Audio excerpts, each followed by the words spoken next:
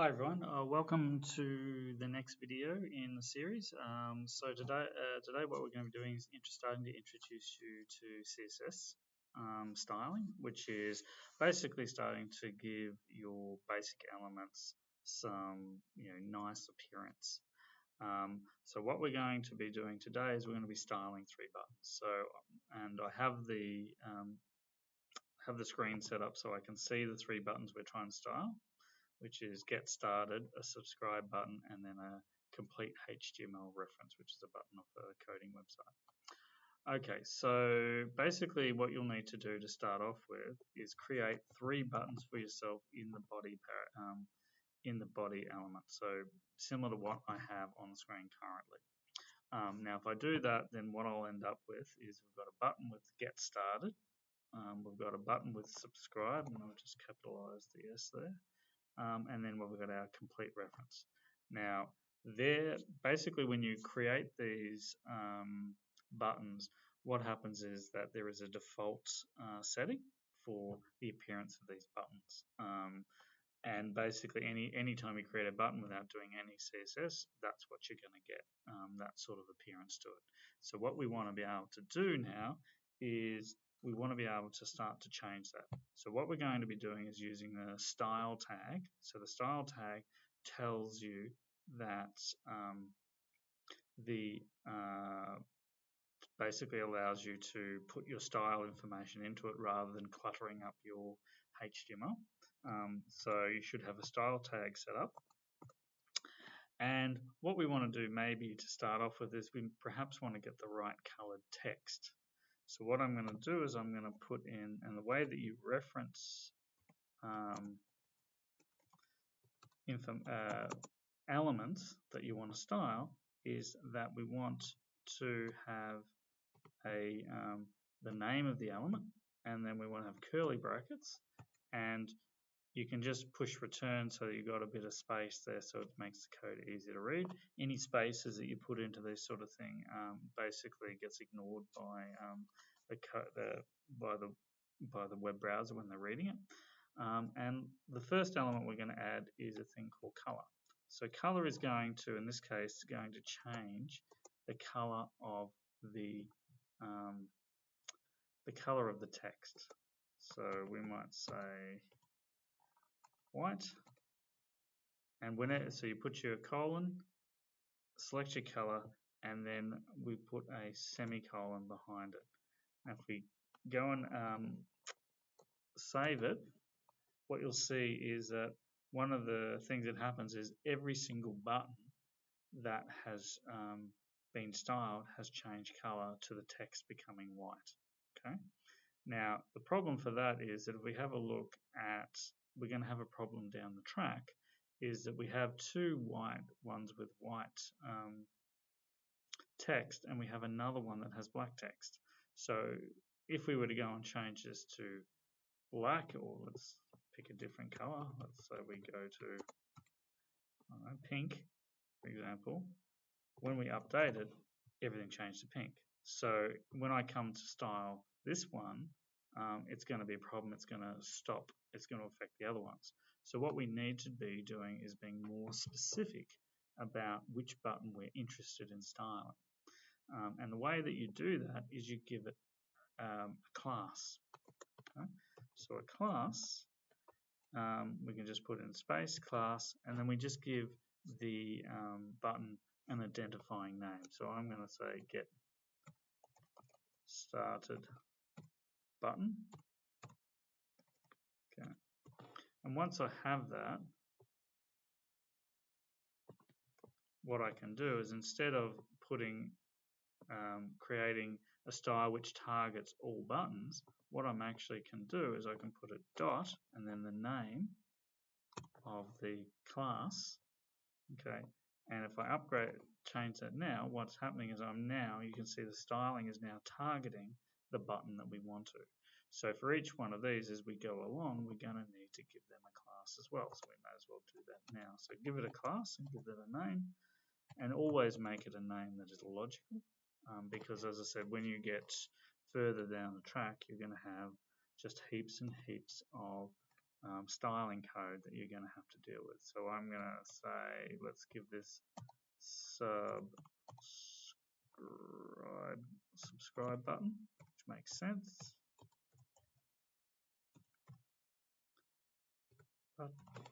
And then I might give this one a class. So that means that now each one of these buttons has a class that you can target it. Now there will obviously be cases, and I'll call this one HTML button. HTML button. Oops, and you'll see it's not going blue because I didn't put an equal sign in. There we go. Button, but there will obviously be cases where it is advantageous to target everything. So, for example, if you wanted to have a certain font for every single one of these items, then you can target classes that have buttons or text that is the same type of class. So there is a reason why you would not provide a class, or even if you do provide a class. So if I we'll just do this for a second. So if I decide that I don't want to I just still want to target buttons, even though I've assigned a class, when I change it, then I can still put an overall styling requirement to each one of the buttons. So you can do it either way, depending upon the nature of the circumstance of what you need to do. So, but in this particular case, we've got a button which is different to the other ones that we need to target to individually. So that's how we're going to do it. Okay. So let's get back to what we were doing.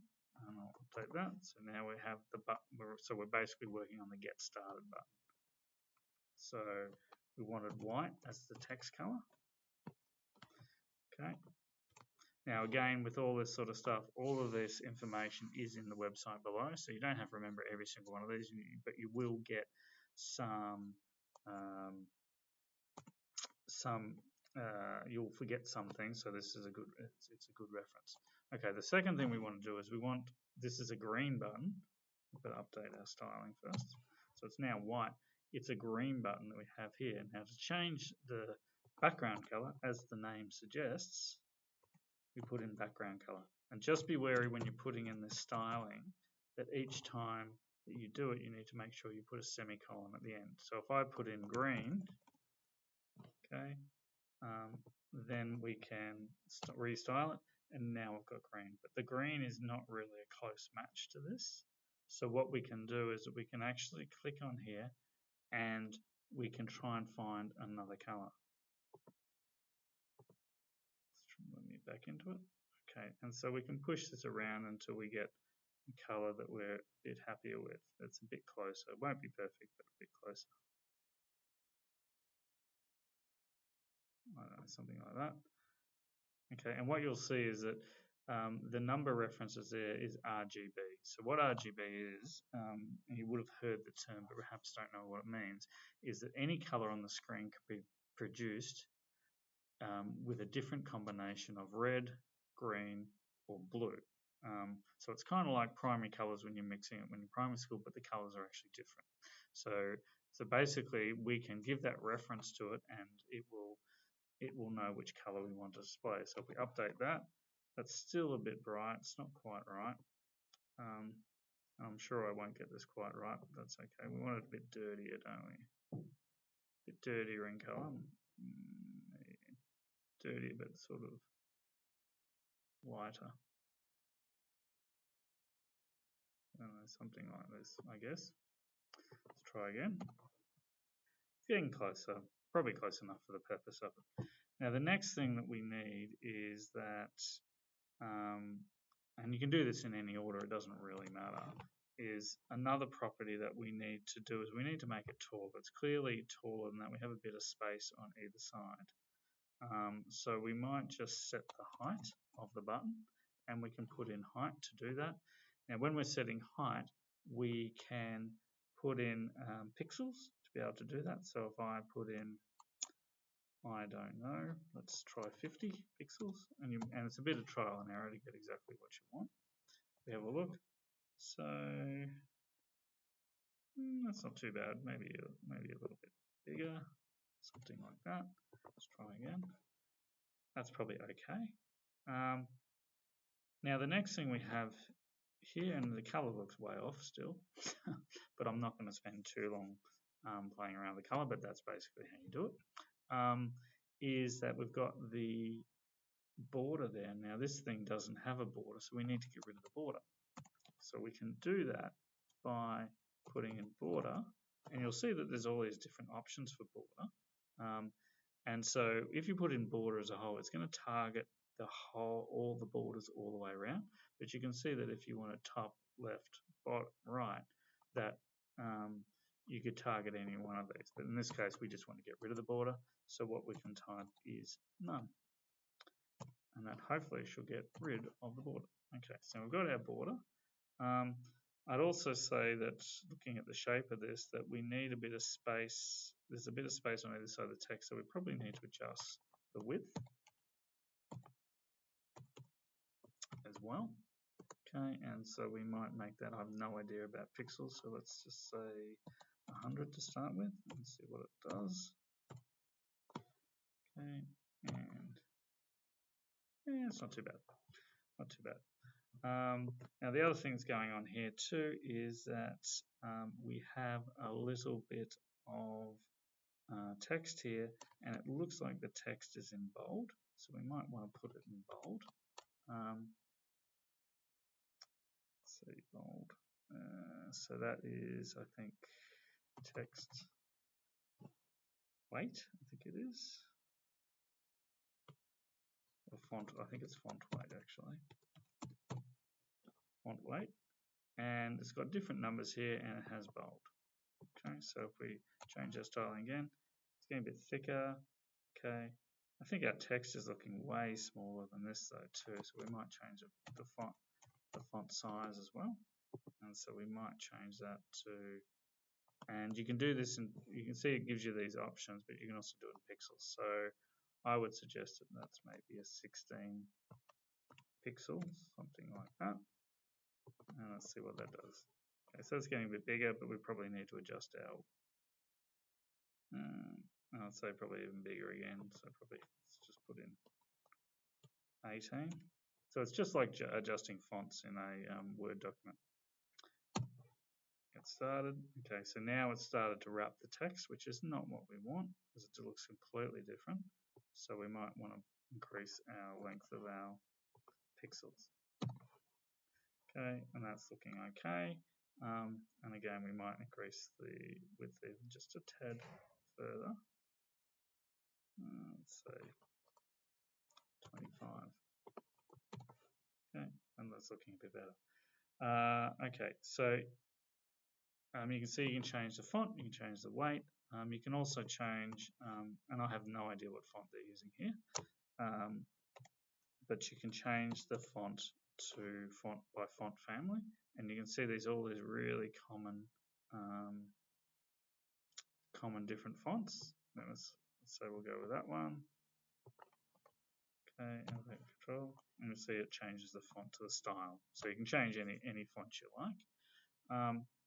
And the last two things that we might do is, and you can see you can just manipulate these buttons until you get what you want, is you'll notice that it's a very square edge there, okay, and here it has a little bit of rounding, so we can actually, that's a property of CSS as well, so that would be something to do with the border, and it's called border radius. So some of these styles are self-explanatory and some not so obvious, and this is one I'd say that's not so obvious. So let's have a look at, let's say maybe put 2 pixels on it, and let's see what it does.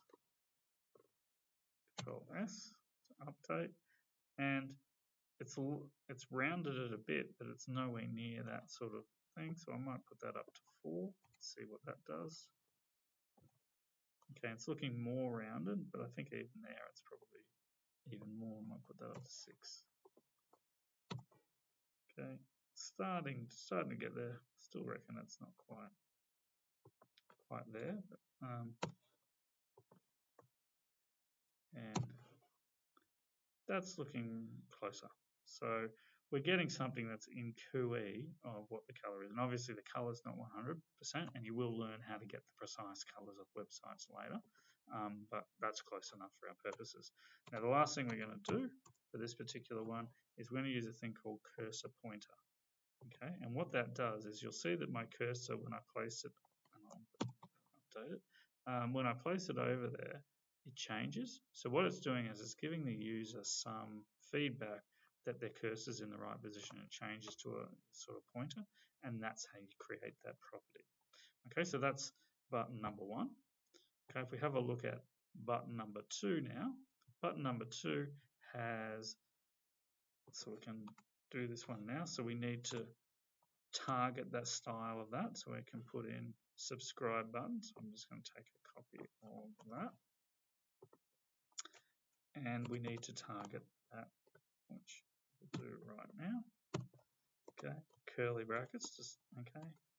And you can see also that that makes it a lot, also the way I've laid it out makes it a lot easier to read. You can just have it in a continuous line, but it's just not fun, just difficult to read. Okay, so we need the same as we need again. We need the color to be white for the font. Okay, we need, don't forget to put the semicolon behind, and then our background color.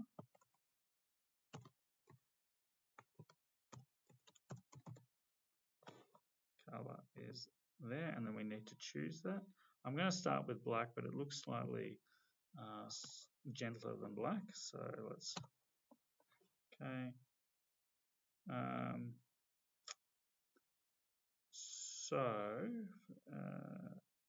Looks okay. It looks like it's in bold as well, so we've got to bold the font. So font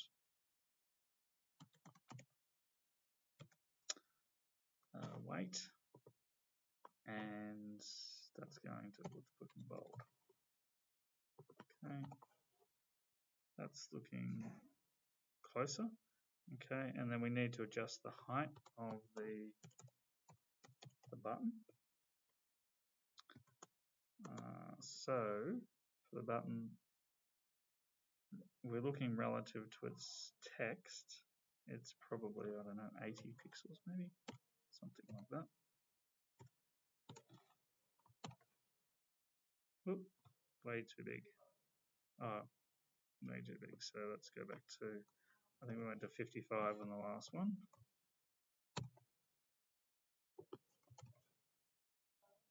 Okay. And I think the font looks a bit too small as well, so let's fix up the font. Again, you can get more accurate at these sort of things, but for the purposes of what we're doing, I reckon that's probably close enough is good enough.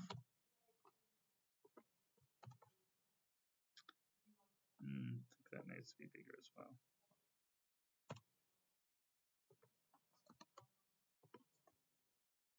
And control this. Yeah, that's looking more like it. Okay, now we've got probably a bit more space on the end.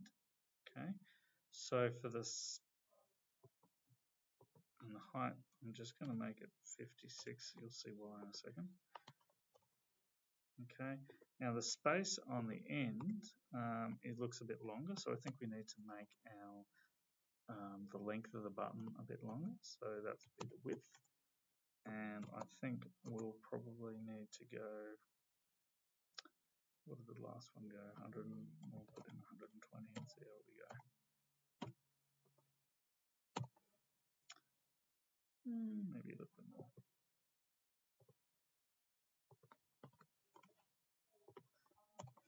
Okay, so we've got a button starting to look like it. Now the last thing that we need to do here for appearance purposes, we want to create that rounded effect.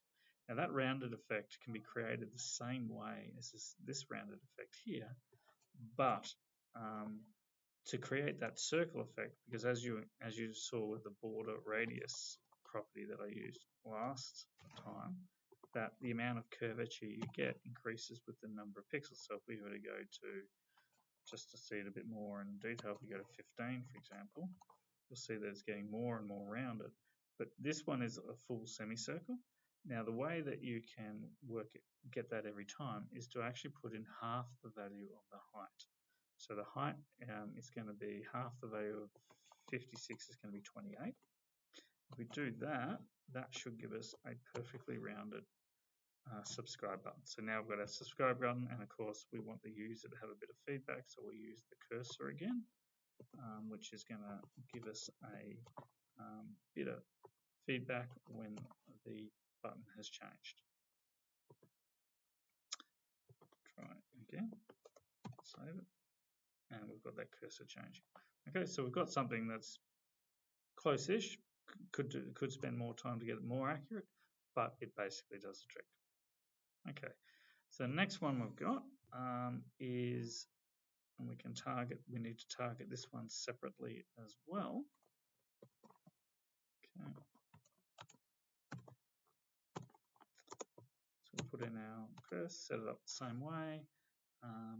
We have black text this time, so I think we don't need to change that. The background color, however, is white.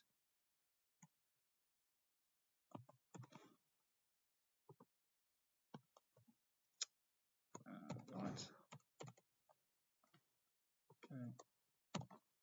Okay, so we have that. I think it looks like the font is bold. So font, weight, bold. Okay, and then we probably need to go similar height to what we did for everything else. So we better put some height in,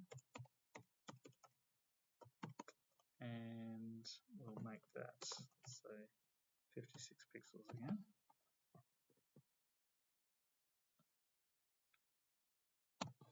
Okay, and I think we need probably the font needs to be a bit bigger too. I might just go with the same font size as everything.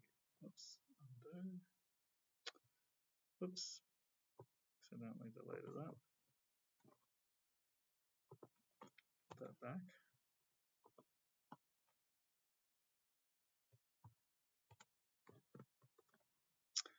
Font size, and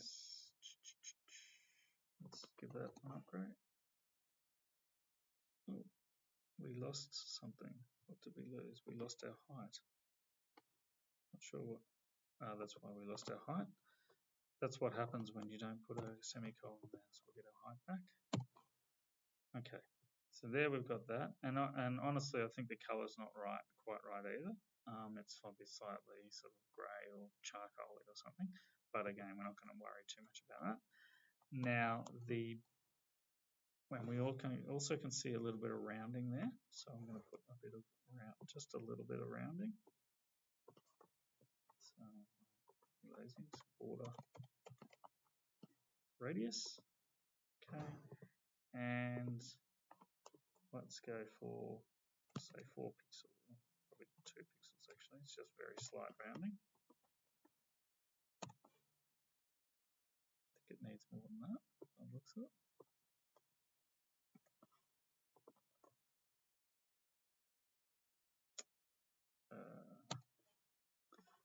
Okay, maybe even a little bit more.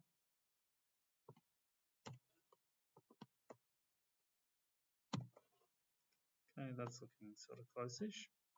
Okay, now the sort of width of the border is also significantly higher so far, so I think we need to adjust that. So that's a new property we haven't really spoken about. So border, we want border weight, and let's just go down to 1 pixel and see what it looks like. Okay, and that's looking probably needs 2 actually.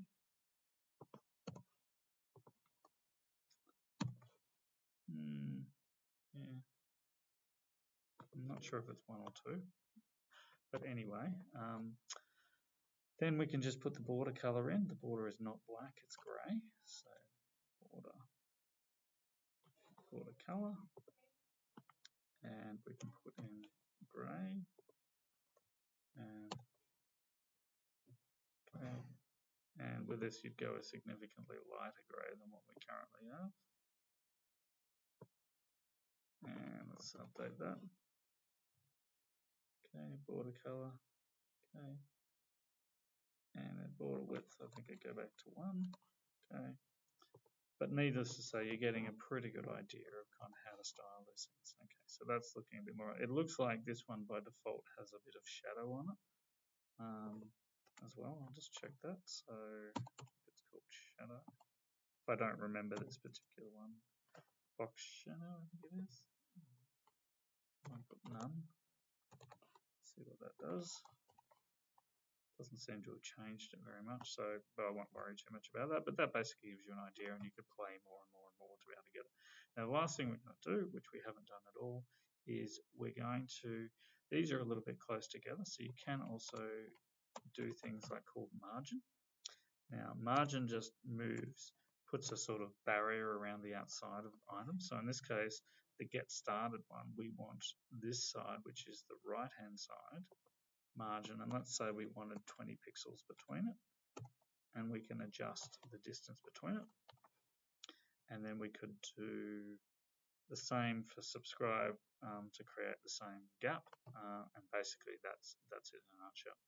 Okay, so pretty much that's how you do basic styling of, in this case, buttons, but this would apply to text and a number of other items. So what you need to now do is go and have a go at styling quite a few buttons which are in the exercise at the bottom of the web page. And good luck with it, and we'll catch you for the next lesson.